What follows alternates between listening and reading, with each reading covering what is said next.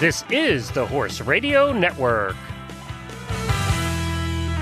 This is episode 14 of Retired Racehorse Radio on the Horse Radio Network, brought to you by Kentucky Performance Products, Smooth Stride Jeans, and Casual Products. Retired Racehorse Radio is your guide to the adoption, care, and training of the retired racehorse, brought to you in cooperation with a Thoroughbred Makeover and New Vocations. Today, we talked to Anna Ford, the program director of New Vocations Racehorse Adoption, about the program's beginnings and what future adopters should keep in mind when adopting their first horse. Kristen Kovatch-Bentley comes on to talk about her new role at the Retired Racehorse Project and what to look out for the upcoming Thoroughbred Makeover. And our RRP Spotlight Rider is Clare Mansmann, who is sharing her road to the makeover story on Eventing Nation. And of course, we have our New Vocations Winner Circle Adoptable Horse of the Month. Stay tuned.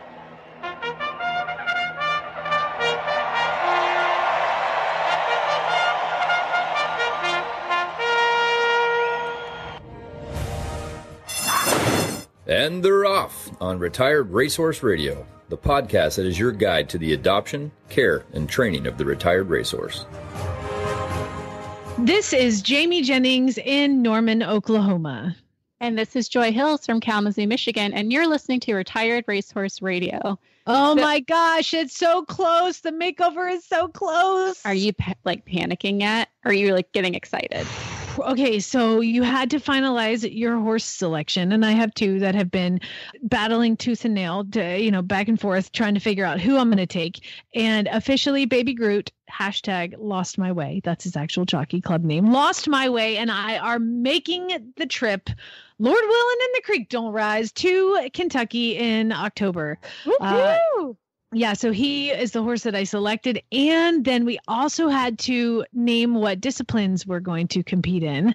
So, I'm an eventer by trade. And I grew up hunter jumper. I did 20 years of hunter jumpers, but I forgot all that. Let's be honest. I don't remember any of that stuff. And I don't have the clothes or the tack or all the cool stuff that you get to have when you ride other disciplines. All I have is my gritty, dirty eventing stuff. So I thought, let's just keep it simple. Do what you know.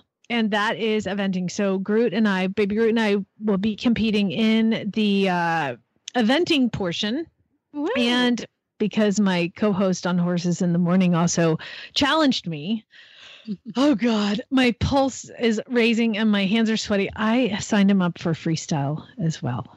Oh dear God. What is it? I don't know. We don't do pressure on yourself at all. No, it's like dressage test times a million, because in a dressage test, you go in there, you're by yourself. Every movement is being judged, but it's the same movement everybody's doing. So you just do those movements better than others. This one is completely different. I was watching some of the videos of last year's freestyle, Joy. Oh my God, Jamie. Why did I do that? That is terrible pressure. That's the same level of don't go on WebMD when you're having a slight fever. It's only going to tell you you're going to die. God. I was okay, this chick comes in and she's this beautiful black horse comes galloping in. Liberty circles her, lays down. She gets on it. She rides it bridleless and she didn't even freaking win. Okay. The winner was these people dressed up in minion costumes, running into these horses with children on it. That's not me.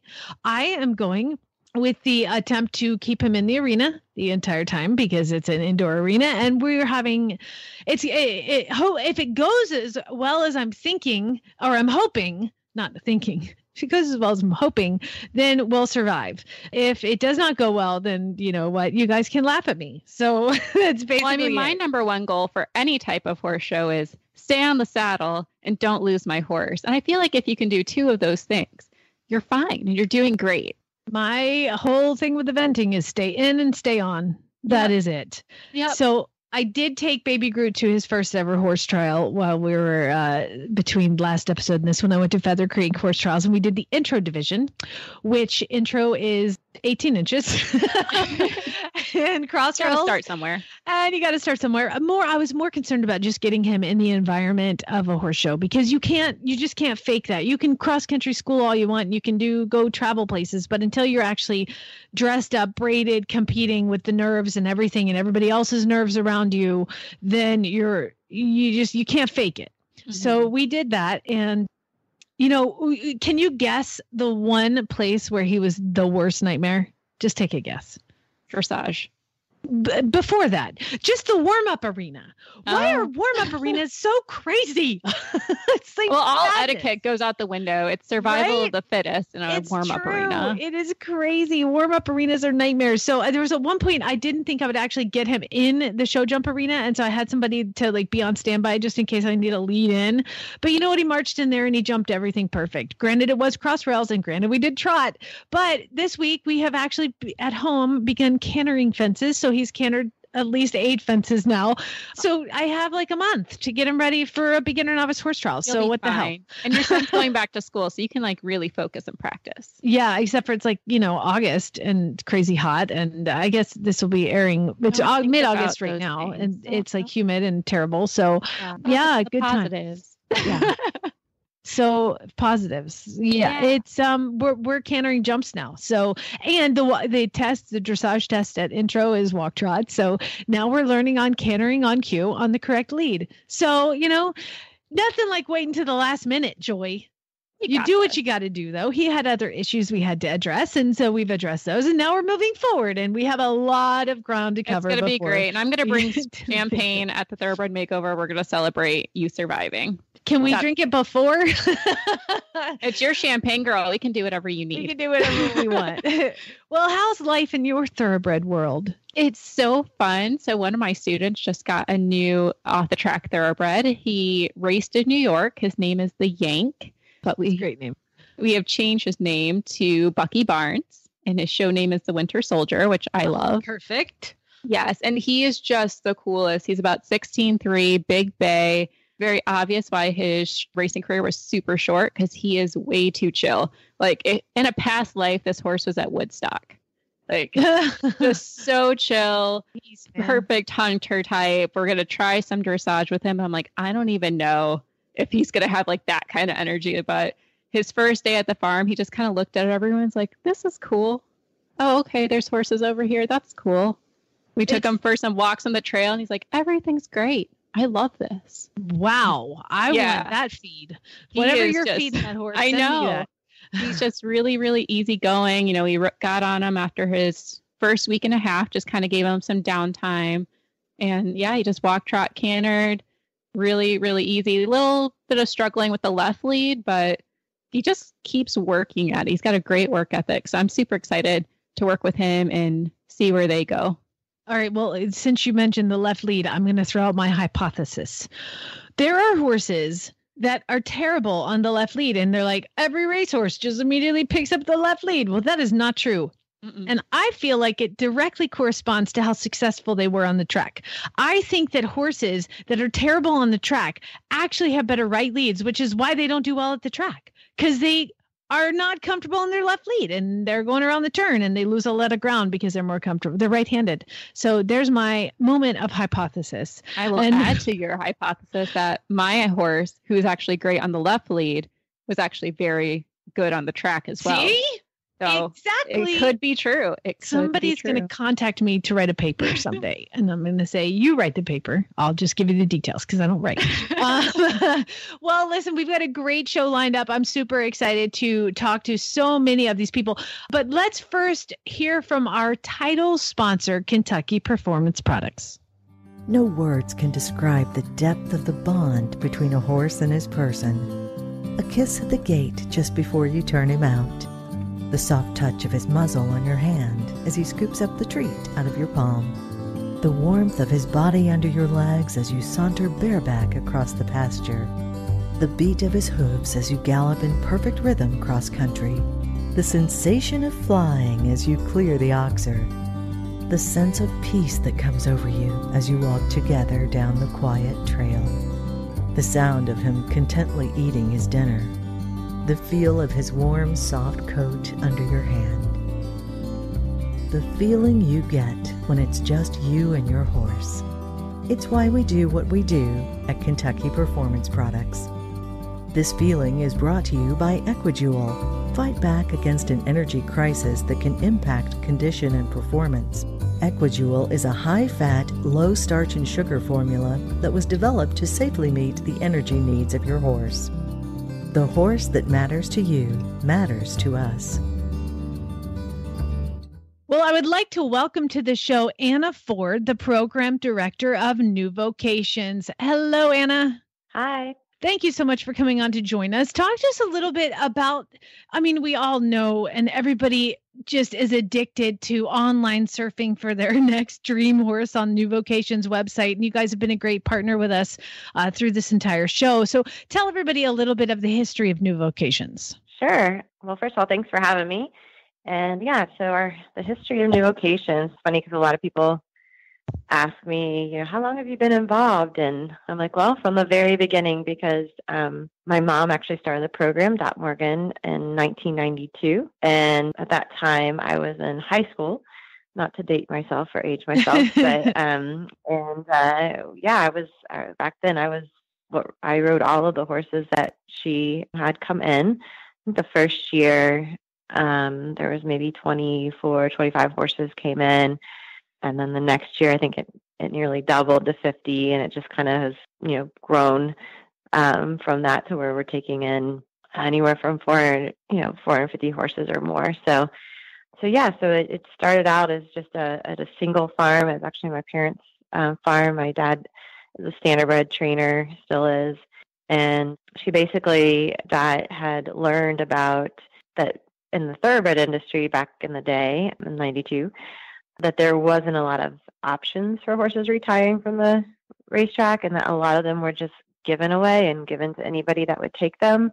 And some were going to good homes, and a lot, were not going to good homes. And she was a 4-H advisor and was like, oh my gosh, I have all these great riders that can't afford nice horses, and you've got all these really nice horses that just need some training, and they could, be affordable for these young riders. And so that's kind of how it all started.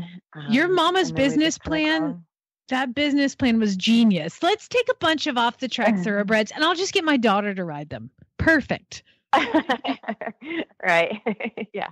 Genius woman. Oh, yeah. Genius. She was always taking advantage of having good manual labor.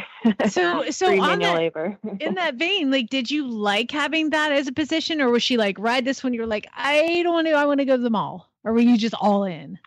No. I did. I actually really enjoyed it. It was funny because my sister was very much into showing, and I really did not enjoy showing at all. I always enjoyed the training side of things and the development side of things and riding at home. And I just didn't really care for the showing aspect as much as she did. So I did. I saw it as a challenge. Obviously, the horses weren't the easiest to ride at that stage. So no, I did enjoy it for sure. Sibling rivalry involved any? No, not at all. Come on, give us some drama, Anna. There had to be I'm better than you. I ride the wild ones. And she's like, I show and I beat you all the time. I mean, there had to be some trash talk. We were 4 years in difference in age. So we never competed against each other. Because we always had to share whatever horse we were showing because we were in two different age groups. That worked out just fine. So, but yeah, so there wasn't, I did probably win more, but it wasn't a good turn. Here we go. The truth is coming out. Exactly.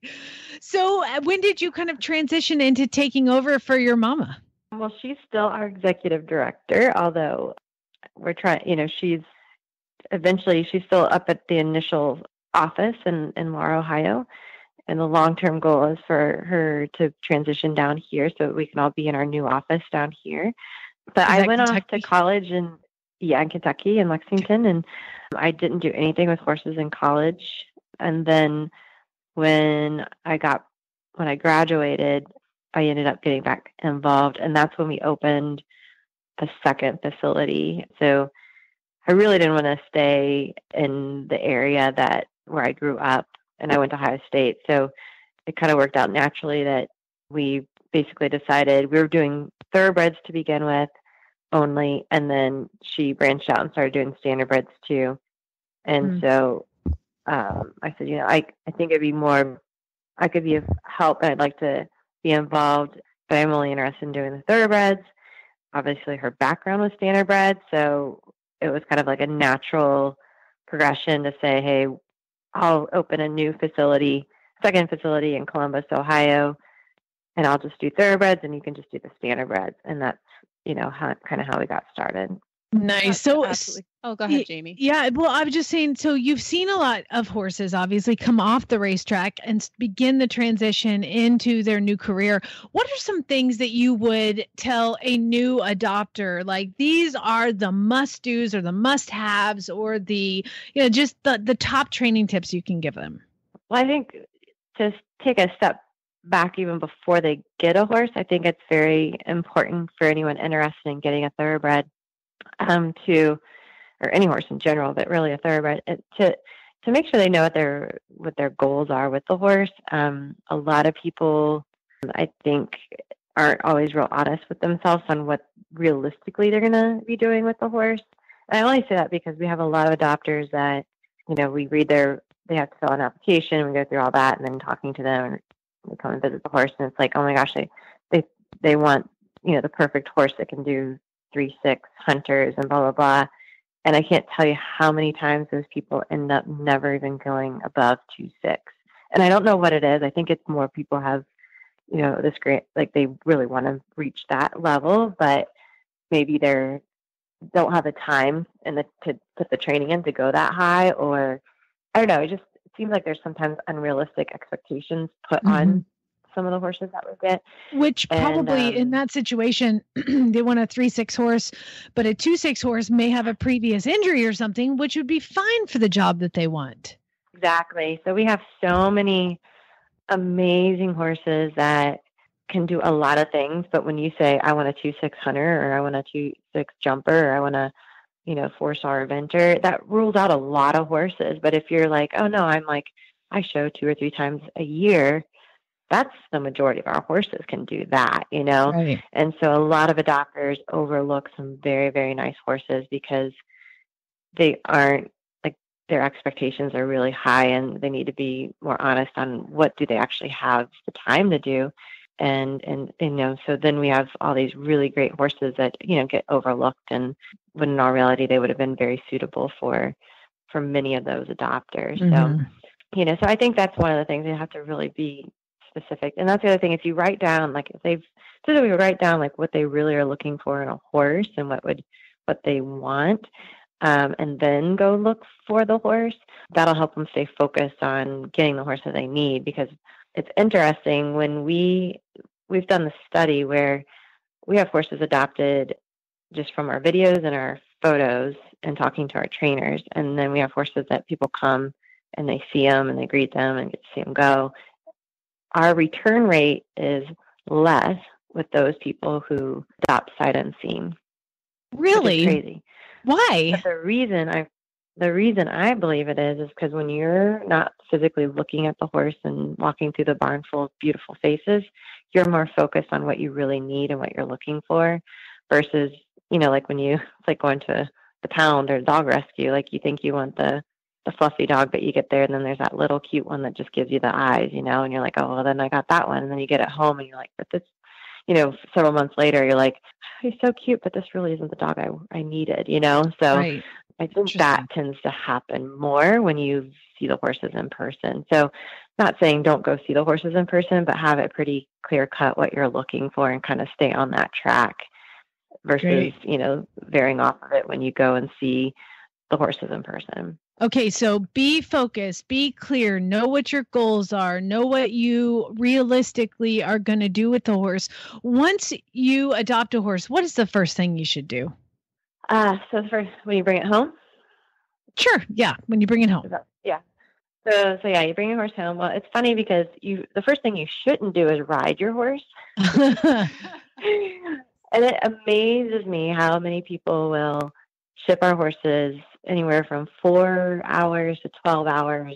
Horse gets off the trailer and they get on it and ride within the first 24 hours. And that's like the worst thing you could ever do to a horse and transition. And so we actually put in our paperwork, whether people follow it or not, that's really up to them. Like, please do not ride your horse for a week. That's long, but we really feel like when you get your horse home, first of all of our horses are still in transition from one life to a second life. And every time they change their environment, there's going to be another transition phase where they need to get used to the sights, the sounds, the food, their new friends, like everything's new. So if a horse is going to do something stupid or act out of the ordinary, it's going to be that first week.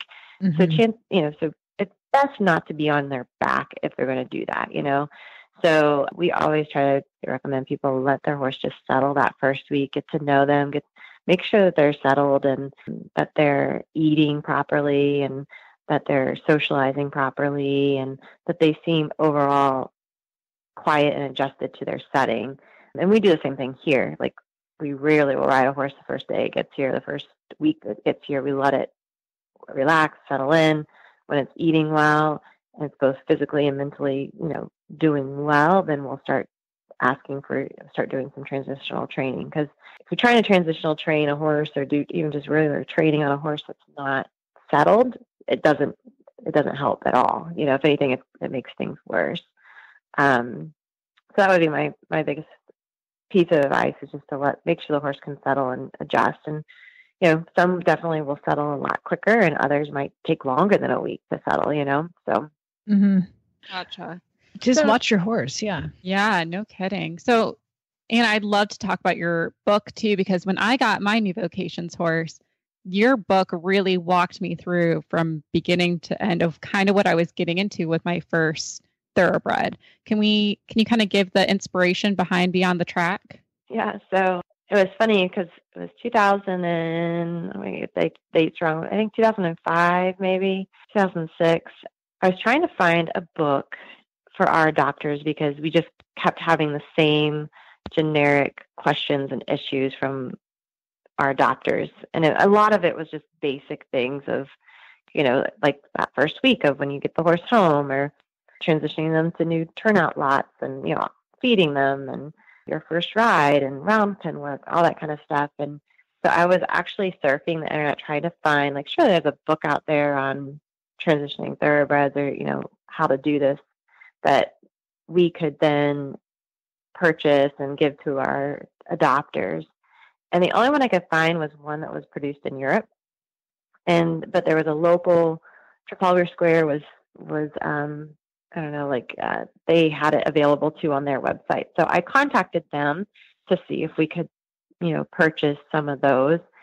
And the owner of, I think Martha's owner, said, hey, it's interesting that you called because this is a European version, and we've been looking for someone to write, American version, because we feel like there's a lot of terminology that's different, and the horses' backgrounds are different, how they're trained in Europe. And she's like, do you know anybody that would be interested? And I said, I don't, but let me think about it. And I'm pretty sure I actually sent her some names, because the last thing I was thinking about or wanting to do was write a book.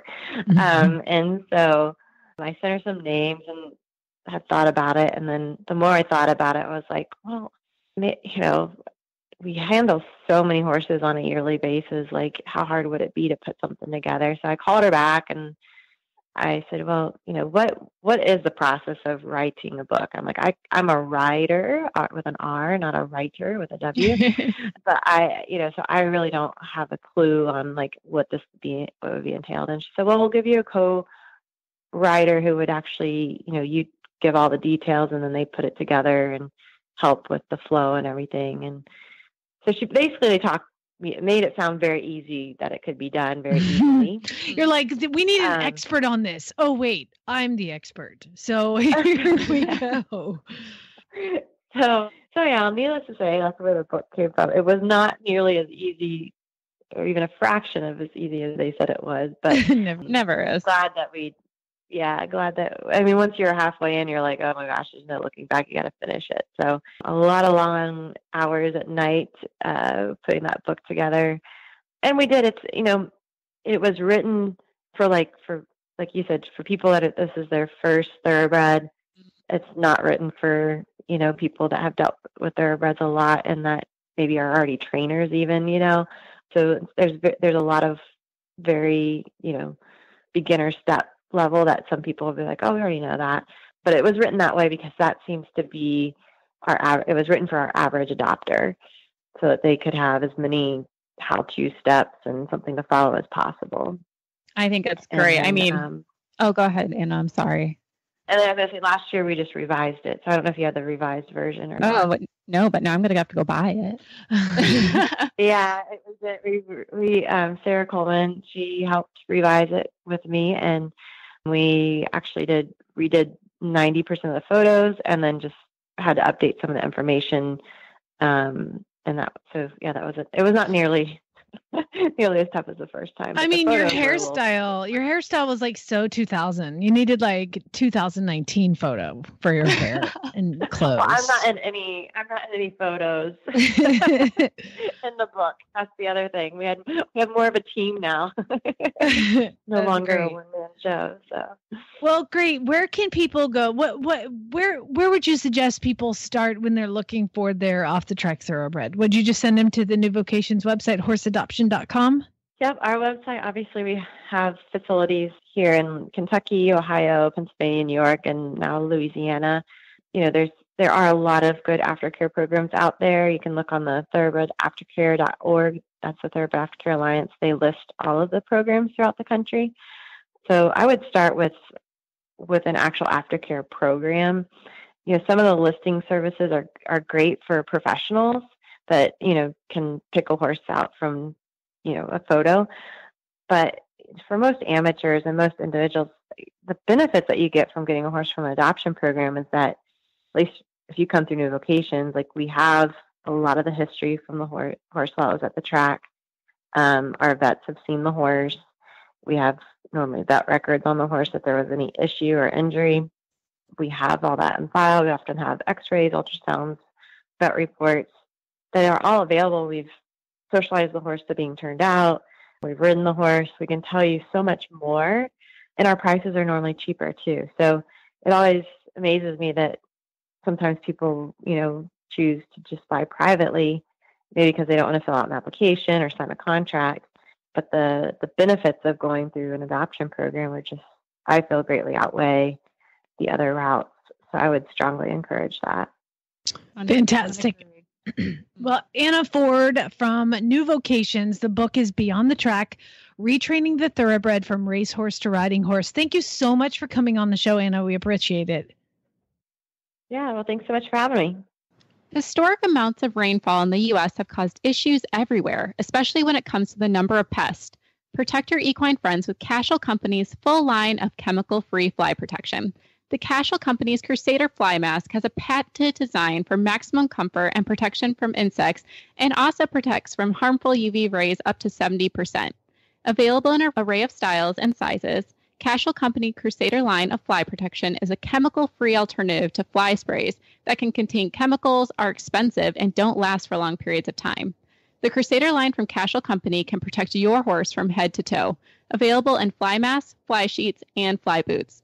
The unique adjustable design helps reduce stomping caused by insect-induced stress and fits any horse in the barn. For more information on Cashel products, visit one of their nationwide authorized dealers or visit www.cashelcompany.com and stay connected by following them on Facebook and Instagram. Well, I have one of my favorite people on with us today. Kristen Kovatch-Bentley is not just a beloved auditor. She is also a very successful writer. You might have seen her work with Horse Nation. Although you've started a new career now, Kristen, can you tell us about your newest adventure? Yeah, it's really fun now. Not only do I still see myself on the internet, but I also see it in print. So I am now the program manager for the Retired Racehorse Project, which I already thought I had a dream job, and this is another dream job. So lucky me, just had a whole row of dream jobs right in a row. No kidding. I want to know what stars and things that you're under, because everything seems to be aligning for you on that level. And you actually competed with the Thoroughbred Makeover with your current horse now. How did that all what made you do that? I'm just watching your life and I'm like, how do I live that life? I want to live that life, Kristen. Yeah, I thought about that the other day and I was like, I am a very lucky person, knock wood. But, I've had a lot of good luck in my life. And I was very lucky to cross paths with this little thoroughbred. Well, I say little, he's probably 16 hands. I've never put a stick on him, but I'm very tall. He fits me, so we'll call him about 16. I was very lucky to cross paths with him, with Jobber Bill. So he's a 2009 gelding who's bred in Ontario. He did all his racing in Canada. I don't have it in front of me. I think he made 39 starts and he earned a little over 78,000. So he was pretty accomplished. He was really good at finishing second, not very good at winning, but I guess he paid his way for a long time. So, and he's just a good nugget, and he apparently is very well suited to being a ranch horse. So yeah, very lucky just to cross paths with him. So a friend of mine had been his exercise rider in the mornings, and she said, I always liked Jobber because he never was going to throw me off. And I was like, that is the thoroughbred I want. Give me the one that the exercise riders want. So that's like my, one piece of advice to anybody who's shopping. Like, if you can talk to the exercise riders and they're like, oh yeah, we all fight over that one, you get that one. No kidding. That's the one. Yeah. So were you actively searching then for a horse at the time? Yeah, so I had watched, I've been watching the 2017 finale because, I've been following the Retired Racehorse Project, especially through Horse Nation, just, to keep an eye on sort of what was going on. And it was a cool project. And the more I watched, the more, especially when I got to the ranch work, I was like, I feel like I could do this. Yeah. So, and it had been several years since I had last been in the show ring. And I had gotten, frankly, kind of burned out on it. And I was like, I don't even like horses for like about 24 hours, and that really didn't stick. So, but I had just been trail riding and pushing cows around on my husband's family farm, and then decided, what, I think this would be a good project for me. I think it would sort of rejuvenate my horsemanship and maybe get me back into the show ring a little bit. And I was just, thinking at the time, like maybe in a couple of years, this will be something cool to work towards, but I really had to find the right horse. So on the farm, we don't have we have a permanent barn, but we don't keep the horses inside. So they live out 24 hours. They have access to plenty of shelter, and they do really well on hay. But I knew that from what I had heard, that was not really necessarily a great way that many thoroughbreds are happy being kept. Mm-hmm. So I knew I have to find just the right horse. And conveniently at the same time, my friend Jacqueline was like, I can't really keep this Jobber horse. And I've barely ridden him over the past year. And I said, wait a minute. And you say barely ridden, what do you actually mean? So she and I pulled out a calendar and we went back over the, past 10 months and counted, and she had ridden him a total of 12 times. And at this point, I'm sure your listeners know that you need to have no more than 15 rides prior to December 1st to keep a horse makeover eligible. And all of a sudden, all the pieces sort of fell into place. So all of a sudden I was like, well, I'm going to borrow the truck and trailer and I'm going to go to Canada. If that's cool with everybody. And I brought home a horse. So you got him basically sight unseen. Yes. Yeah. I think my sister-in-law and I drove up just to take a look at him and do a trial ride. Cause I was like, I trust my friend Jackie that she's not going to try to pawn off something crazy on me. And we hopped on him and dorked around in an indoor arena for 10 minutes. And I was like, this horse seems like a dude. Nice. So she had been trying to jump him, and farm she was boarding him at did a lot of team roping. Mm-hmm. And apparently he would come up to the pasture fence and watch the cows go back and forth, and he seemed kind of into it. And conveniently, he was also really clumsy at jumping. So I was like, that works for me.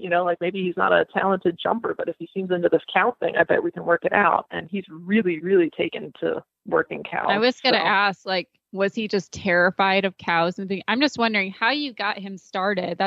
We don't hear a lot of thoroughbreds going into cow work. I think, with the work with the Weston Thoroughbred, we're seeing more of it. They're kind of coming out of the woodworks and you're like, oh man, they can do it. But yeah, how did you handle getting him ready for the makeover for this?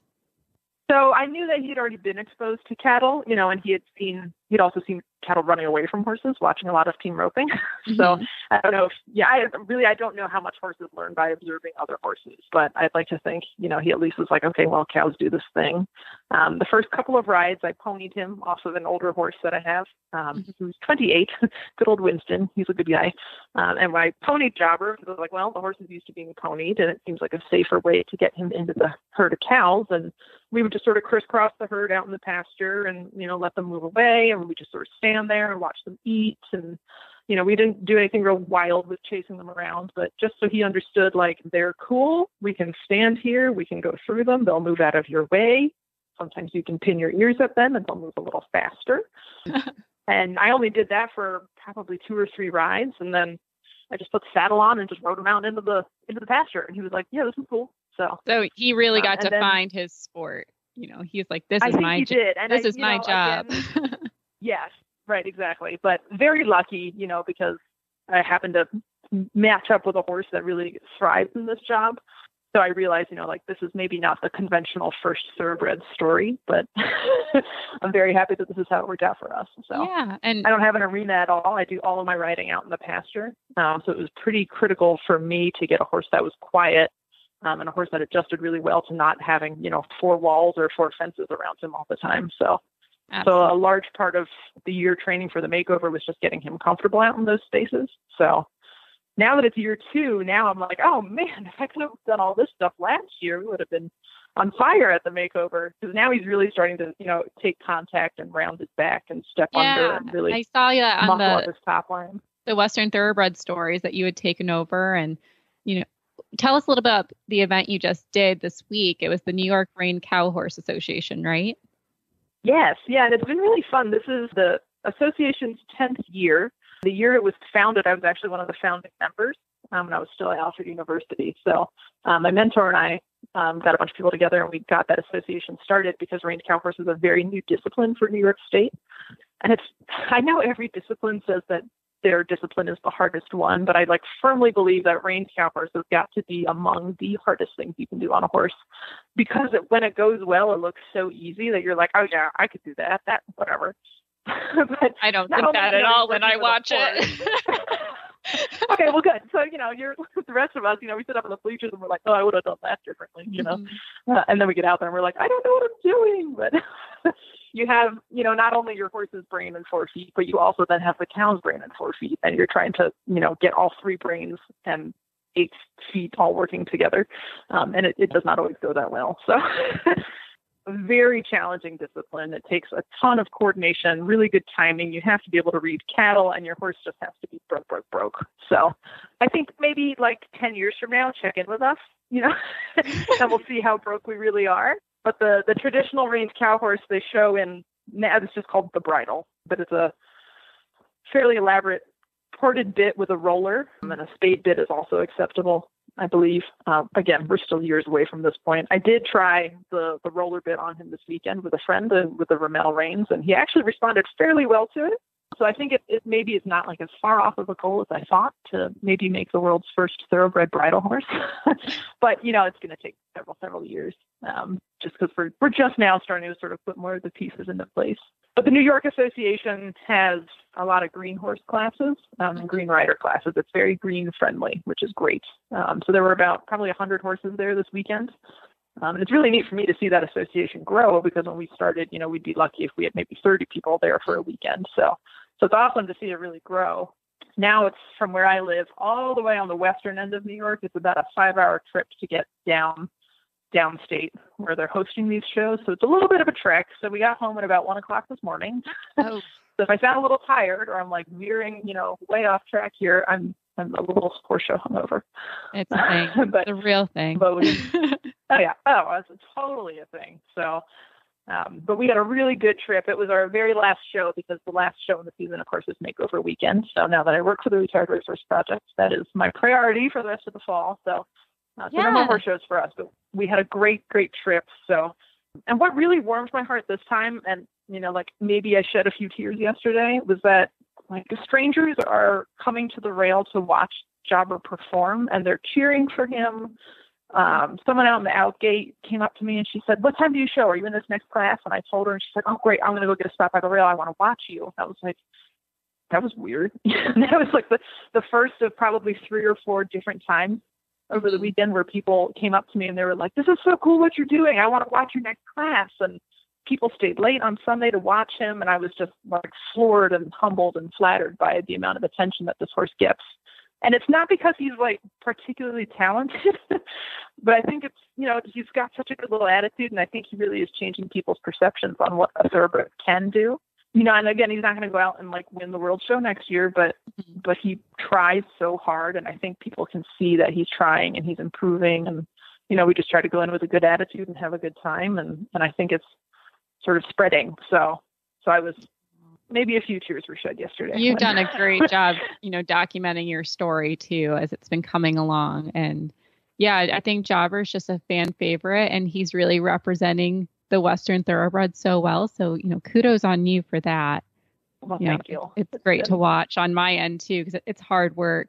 And before we wrap, because I could talk to you forever, Kristen. I could talk about Jobber for hours, so couldn't we all though? He's so handsome and great. He's just the best. Yes, he really is. I wanted to touch base on your new position with the Retired Racehorse Project and what fans can look forward to who are coming out to it this year. The makeover this year is going to be awesome. So if you think you have a regular horse show hangover, like after a regular weekend, you'll definitely have a makeover hangover, whether you're competing or attending, because there's a lot going on. So the schedule's a little bit different this year. Preliminary competition is going to take place on Wednesday and Thursday. So you'll be able to see all 10 disciplines over those 2 days.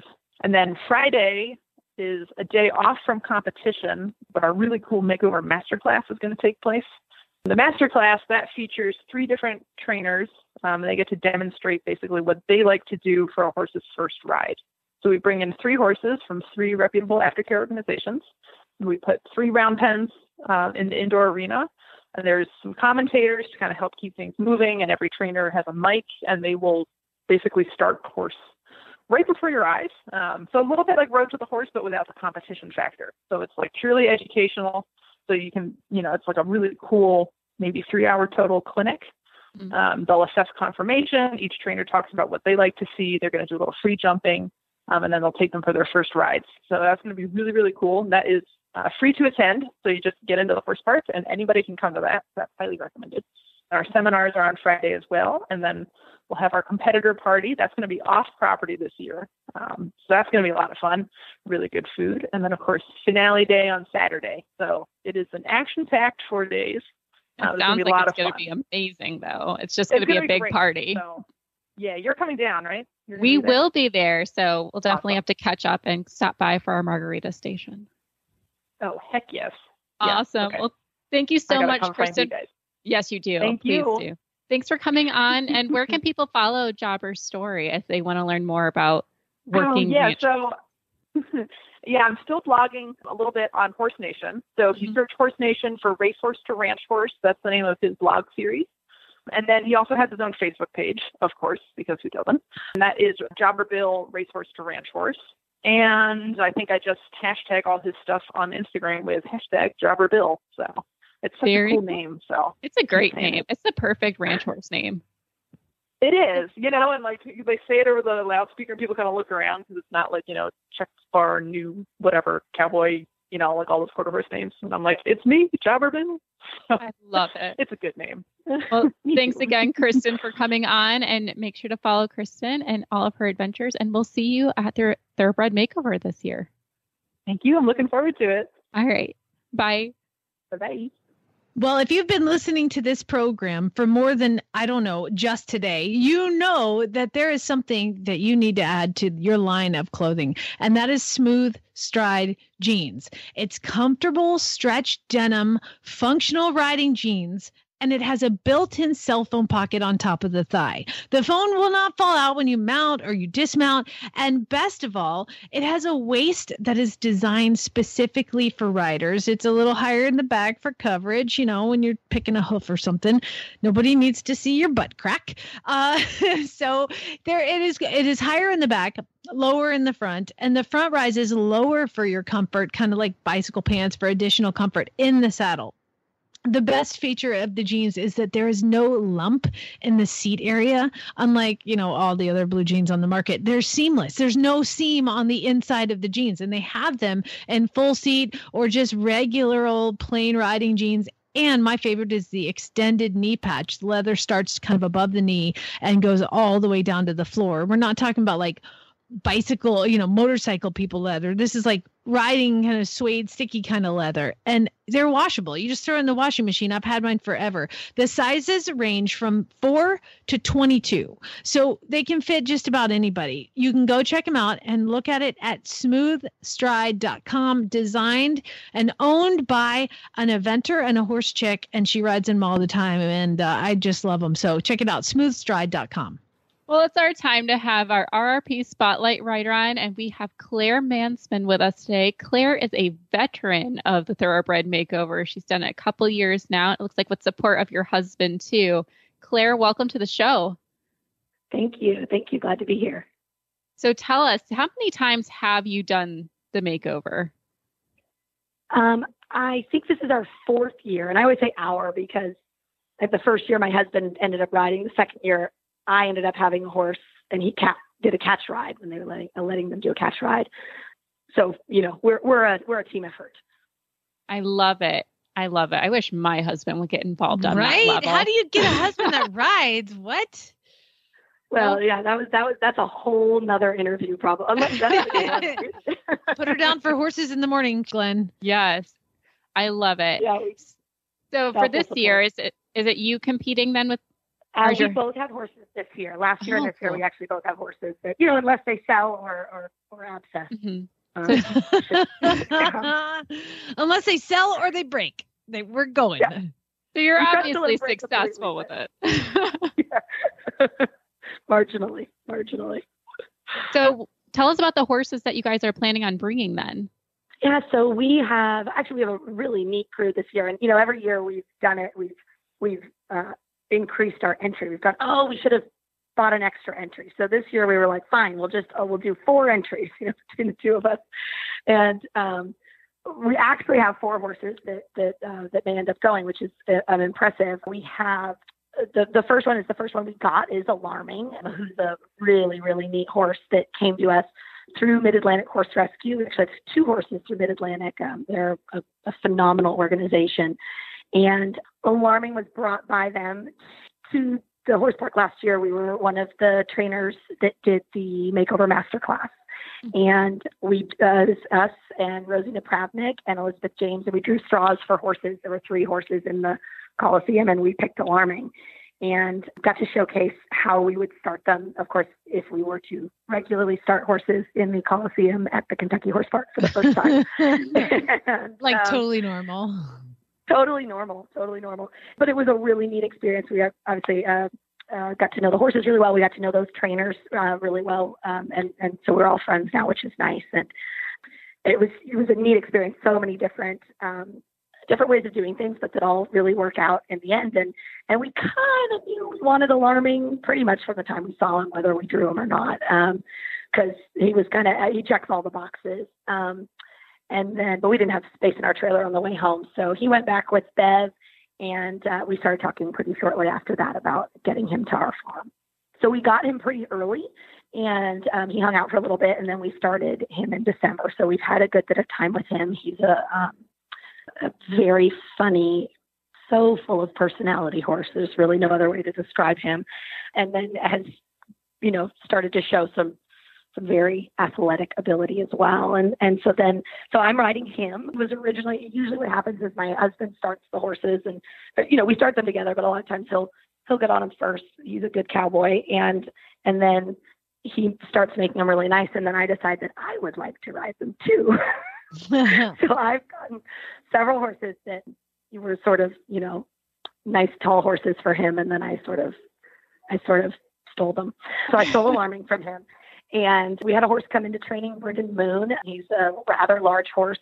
He's over 17 hands, and he came in for training. And then it was decided over the course of his training that they'd like see him go to the makeover.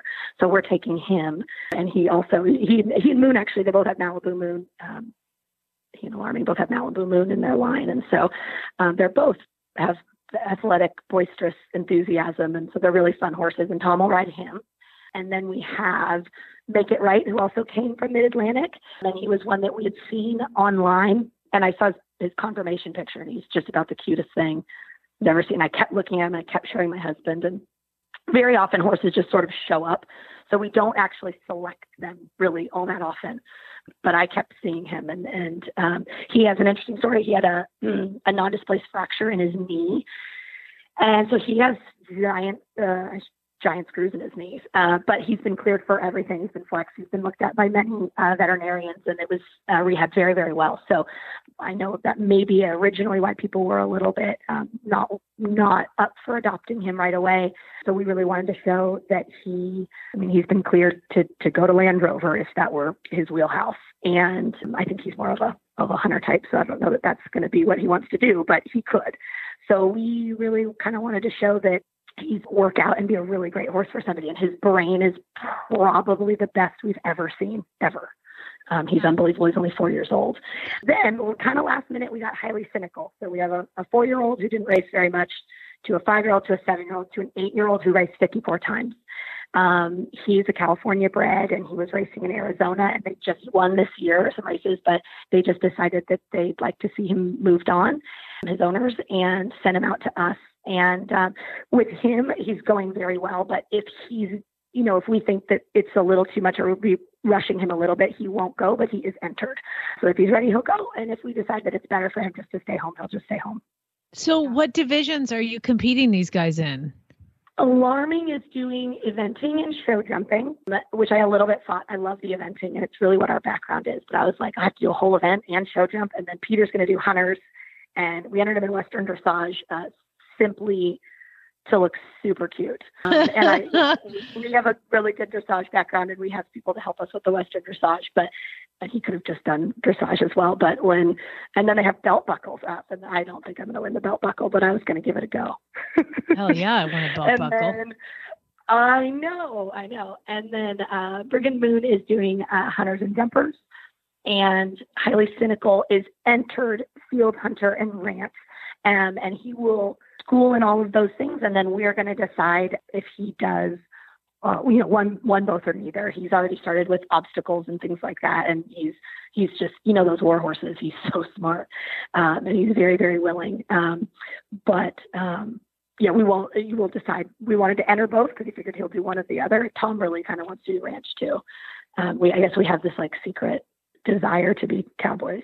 Wow, this is crazy. Like, I'm having such a hard time just figuring out one discipline, and you've got 8 different disciplines going on there. That is amazing. She's basically the Wonder Woman of Thoroughbred Makeover. Well, we actually a lot of times we're like, we don't need to enter 2 divisions each, but then we do. and then we always say, well, we can always scratch one, and then we don't. So we'll see. We also have 2 children that will be there with us, and so oh Lord. And then we have 2 students going that are entering, 2 divisions each that will be coaching. So we'll be real tired. I think I lost weight actually about halfway. It sounds like you over last year. Yeah, of course. I mean, and so here's the deal. We're going to be broadcasting live and doing this show while we're there, and I'm competing as well. But I was going to say you should come by, but when the hell are you going to have time? We might have to find you. I think that's what's going to happen. We camp on site, and we try to manage our time enough that we have so much fun with the horses, but we try to have a lot of fun break time too. And then our goal is that the horses are prepared enough. That's what we've been every year. We've learned more about how to prepare them for life in general, but also for the makeover, so that it's not as much work when we're there. Okay, so with all of these horses, I'm going to be a first-timer at the makeover. What is a really brilliant, life-saving piece of advice you would give a first-timer at the makeover? Let's see. Well, actually, it couldn't probably be one thing. I will say. Give me a list. It's fine. I got a pen. I would say hire a braider. I've always braided my own. I'm really picky about it, but I can't do hunter braids, so I've always hired that out. But anyway, just so happens at the park there are so many talented braiders, and so you don't need to do that yourself. And yeah, I don't know why I kept braiding the horses. Like my husband was like, "Would you why?" And I was because I get it's a little. I'm actually not too nitpicky about a lot of things except braids. So anyway, I've let that go this year. I've hired out my braiding. It's mostly keeping. You know what I actually did?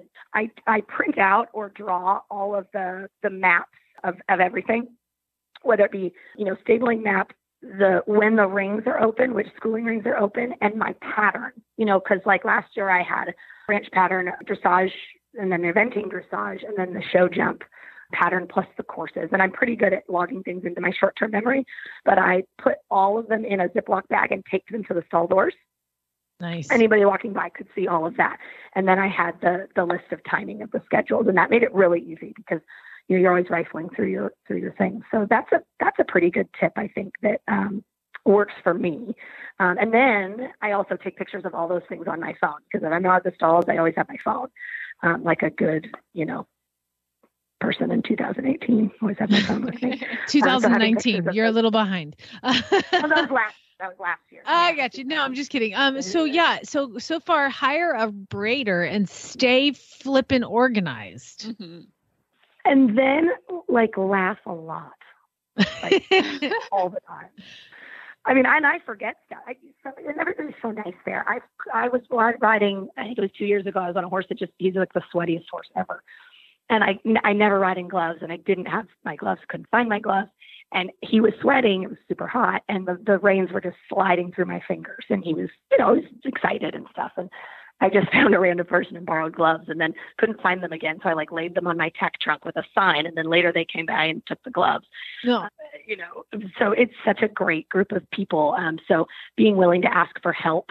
I've handed my phone to random people to take a video if our crew isn't nearby, especially when we're all riding. So you just find a person and say, hey, would you video me? And they'll do that. And, have somebody hold your horse, give you water, never turn down the help, because there's always somebody there that's willing. And sometimes, we horse people, we get a little too independent, and we don't need to be. Here, it's definitely a team effort. And even if you haven't met that team before, you can employ them. Everybody's kind of there for each other. I mean, we're all here for one mission, and that is to educate and rehome and educate racehorses that have come off the track, and also to prove what amazing ambassadors these thoroughbreds are for the sport, for all sports. Exactly. And help and we want to see everybody do well. It's the coolest thing to see somebody out there and go and put in a test or do a barrel pattern or sort cattle, and you're like, oh my gosh, you guys are so cool. We're really celebrating the horse. And so everybody really wants people to do really well. I mean, if there's anybody out there that doesn't, then I promise it'll be their last year. Yeah. So you don't have to worry about that. Gotcha. Well, this sounds like, okay, so I've got ask for help, hire a braider, stay organized, and find your campground, because it sounds like the party's at your place. If we're awake, and the party will be there. No, or it's usually just at the stall. So find our stall. Okay. It should be entertaining. Okay, good. If we're there. Oh, perfect. We'll put a GPS tracker. We'll bounce around. Claire, where can people find you if they want to follow your story to the makeover? Sure. So our Facebook page is probably what we update the most, and that's Pacific Farms Incorporated. And we have an Instagram account as well that was hacked last year, actually, oddly, and which was an entertaining story. We try to have stuff on there, and then that's it. I don't understand Twitter, so that's where we really keep up to speed on things. And then I've been writing blog posts for Eventing Nation, and so I try to chronicle things on there as well. Very cool. And we'll post links to all that for our listeners as well. Claire, thank you so much for coming on today. It has been a pleasure, and we can't wait to cheer for you and all 4 of your horses at the makeover this year. Thank you. Can't wait to see you guys there. All right. Cool, girl. Bye. All right. Bye-bye. And from the back of the pack on the outside, Commanding Curve is taken second. But California Chrome shines bright in the Kentucky Derby. And now it's time for the new Vocations Winner's Circle Adoptable Horse of the Week. It is that time for our Winner's Circle Adoptable Horse of the Week from New Vocations, and we have Leandra and Sarah on with us. Hey, guys, thanks for coming on. Hello. Hey. All right, well, who's going to tell us about the horse today, Leandra or Sarah? Leandra. Okay, Leandra, who are we adopting this week? The horse this week is named Wild About Jack.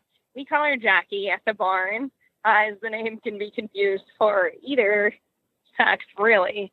But she is a Kentucky-bred 7-year-old mare, a horse that came without injuries to us. She just wasn't very competitive, our favorite type of horse.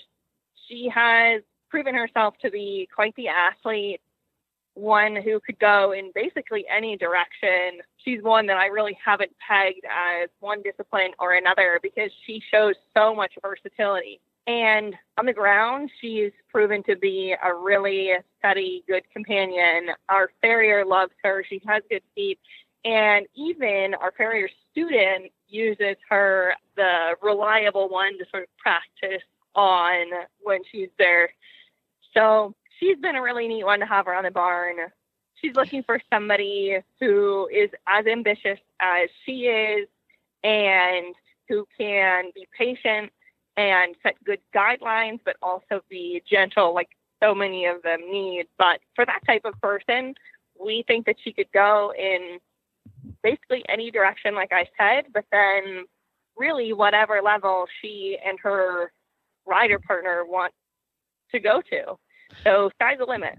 Okay, so I'm looking at her, and conformationally, she is drop dead gorgeous. I mean, her legs are, but she's a solid dark bay, 16 hands, not a lick of white on her, which I love. And she's got the black legs, you know, that comes with like a really classic really looking like rich bay mocha color. Like she's stunning. And but she's got her a nice shoulder is nice. She's conformationally really well built. Her angles are really good. She's just stunning. So you're right. I mean, you can't really peg her as any one discipline. It seems like she'd probably do it all. Yeah, definitely. So Sarah, are you getting excited about the Retired Racehorse Project, the Thoroughbred Makeover? We are. We're going to attempt to get through our horse show first. Oh, but then we are definitely looking forward to having a couple ambassadors at the Thoroughbred Makeover. Sure. So I'm sure. Do you know how many? And I don't know how many ambassadors we'll have at the actual makeover. We have about 400 horses that are planning to come to Kentucky in the next 3 weeks, essentially. So, in all honesty, we're just trying to survive that before we get focused on the makeover. Well, tell us, when is that show? I mean, because I'm going to protest, because I think it's totally unfair that all these horses that are slated for the makeover get to come and show at the horse park before the makeover. It's like not fair. I'm in Oklahoma. Right? I can't do it. But you're absolutely right. And that is, we offer, our horse show is September 6th, 7th, and 8th. And we run the New Vocations show in conjunction with the Thoroughbred Incentive Program Championship. So we do 2 days of a New Vocations show and 1 day of tip champs. And it really, we definitely recognize every makeover grad who is there, and also those horses who are aimed at the 2019 makeover. Because like you said, it's pretty cool that they get to get on the grounds, and because the horse park can be a pretty intimidating venue. Yeah, that's probably, of all the things that I'm training my horse towards, it is that I think is my biggest fear, is the Kentucky horse park and its madness, sheer size and activity and all of the things. So this is great. So the New Vocations show, is it for all thoroughbreds or New Vocations thoroughbreds? What is it for? It's for all thoroughbreds. They just have to have a tip number, which means that they are recognized by the Jockey Club or by another stud book that is acknowledged by the Jockey Club. And we have everything from classes that are literally just walk trot for horses who have just retired from the track, to all the way up to about the 3-6 jumpers and the 3-foot hunters. And this year we actually added, we're trying to also really showcase the versatility of a thoroughbred. So we're also adding some Western ranch riding classes. We added a trail class. And we added a driving class, Western dressage, because we really, it's really important that people recognize that they don't just excel in the hunter jumper ring. I recognize that. I thought everybody thought they were the best eventers in the world. I mean, I'm totally with you. But it's been really fun. We had, we're expecting hopefully right about 400 horses this year. So, which is enormous. We have a girl shipping down from Canada. She's hauling 16 hours to come to the show. So it's a lot of pressure to put on a good show. I'm really like, please just be nice weather this year. We got a ton of rain on Champs Day last year. So we're hoping for a little reprieve for everybody who's hauling in from all over the country. That's going to be absolutely amazing. Where can people go? Are entries still open? Where can people go to sign up? They actually just closed. I will always take more volunteers, and we also always encourage people to come and watch as well. But it's newvocations.org. Under the events tab, it's the All Thoroughbred Horse Show. Fantastic. You guys, it is always a pleasure talking with you. And Wild About Jack, or Jackie, I don't even know if I said she was a mare, which she is uphill. She's got a great shoulder. She's balanced. She's got a beautiful head. head. She's on a special right now until September 2nd, guys. She is originally $1,000 and she's now $679, which I know seems like a lot. Don't tell your husband, adopt the horse. Dude, it's like she's free. Okay. I mean, come on. $679 for that specimen. Fantastic. You guys do a fantastic job. You can find her at horseadoption.com. Wild About Jack, go to New Vocations website as well, and you can find out about the horse show. Go volunteer. Leandra and Sarah, as always, awesome to have y'all on. Awesome. Thank you. Thanks, guys. You can find our show notes and links to today's guests on the website at retiredracehorseradio.com. Like us on Facebook and Instagram. Just search for Retired Racehorse Radio, and you can follow us and the whole network at Horse Radio on Twitter. You can email Jamie at horseradionetwork.com or email me at joy@horseradio.com. Or you can follow me on Instagram, Joy H. Equestrian. Thank you so much to all our sponsors, Kentucky Performance Products, Smooth Stride Jeans, and Cashel Products. And don't forget to check out all the other shows on Horse Radio Network and horseradionetwork.com. Remember, don't forget to set your goals high and love to learn from every ride. And spay, neuter, and gild. Mwah! Bye, guys.